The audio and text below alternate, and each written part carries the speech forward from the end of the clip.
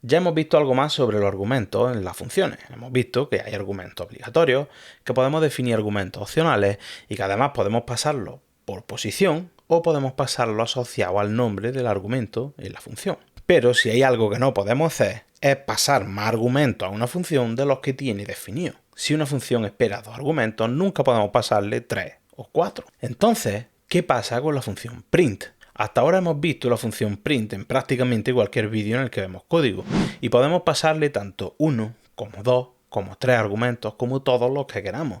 Lo único que hace es imprimirlos todos por pantalla separados por un espacio. ¿Cómo funciona la función print? ¿Cómo es que podemos pasarle tantos argumentos como queramos? Y eso es lo que vamos a ver en el vídeo de hoy. Cómo podemos definir funciones que acepten un número arbitrario de argumentos. Vamos a ver. Pues muy buenas a todos, mi nombre es Araque y esto es Comida Online y este es el tercer vídeo de la serie de fin de año en el que vamos a ver cómo podemos definir funciones con un número arbitrario de argumentos. Y para eso vamos a utilizar como ejemplo esta función suma. Recibe 2 números y nos devuelve el resultado de sumarlos. Y funciona perfectamente, pero ¿qué pasa si yo ahora en vez de 2 números le paso 3? Pues recibimos un error que nos dice que este argumento no está definido. Y es normal, porque hemos definido la función con 2 números.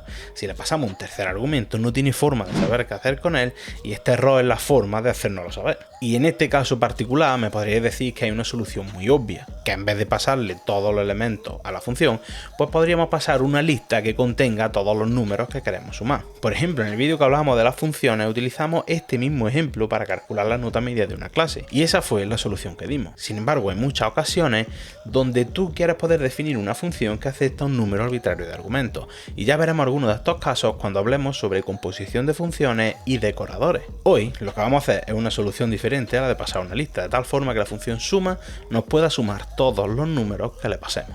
La solución para poder pasar un número variable de argumentos a nuestra función es de hecho acumular todos los argumentos en una tupla y la forma de escribir esto es definir nuestra función con un argumento que será una tupla precedido de un asterisco.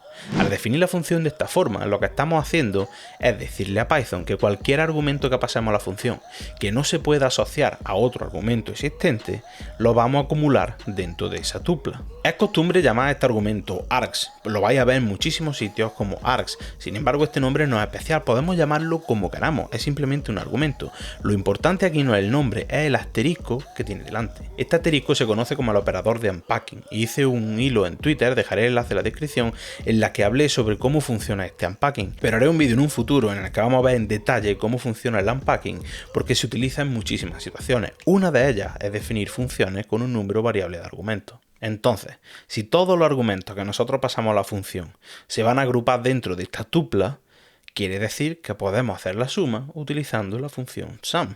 La función sum simplemente recibe un iterador, un conjunto de elementos sobre los que podemos iterar, y nos devuelve el resultado de sumarlos todos.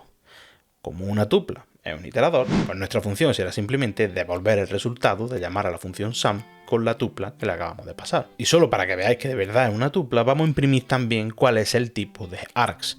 Ahora podemos llamar a la función con 2 argumentos, con 3 argumentos o con el número de argumentos que queramos y la función sigue funcionando. No sé si os habéis dado cuenta antes, pero lo que he dicho es que al definir una función con un argumento como este, lo que hacemos es acumular en esta tupla todos aquellos parámetros que no se pueden asociar a otros parámetros de la función.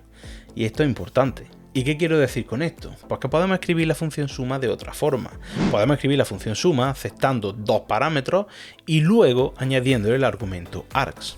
Lo que hace escribir la función así es que ahora estamos obligados a pasar al menos 2 argumentos y cualquier argumento de más que pasemos a la función se acumulará en la tupla args. En lugar de hacer la suma vamos simplemente a imprimir por pantalla qué es lo que hay en cada parámetro. En el caso de 2 elementos vemos que el primer argumento tiene el valor que hemos pasado al primero, el segundo lo que hemos pasado al segundo y la tupla está vacía. Pero cuando pasamos 3 argumentos vemos que ahora la tupla ya tiene un elemento y cuando pasamos 5 argumentos vemos que la tupla tiene 3 elementos y estos elementos son los que no se pueden asociar a los otros 2 argumentos que están definidos. Lo que estamos haciendo con esto es definir la función suma de tal forma que pueda aceptar cualquier número de argumentos, pero como mínimo tiene que tener 2. Si pasamos solo uno, no tendremos un valor para asociarle al segundo argumento explícito de la función. Y esto que hemos visto aplica a argumentos posicionales, es decir, aquellos que pasamos sin el nombre de la variable. Pero ¿qué pasa cuando queremos hacer algo parecido a esto, pero con argumentos, con nombre? Pues eso es lo que vamos a ver en el siguiente vídeo. Si no te lo quieres perder, pues no te olvides de suscribirte y activar las notificaciones, y como siempre, si has llegado hasta aquí y te ha gustado lo que has visto, darle a like, que te lo agradezco infinito.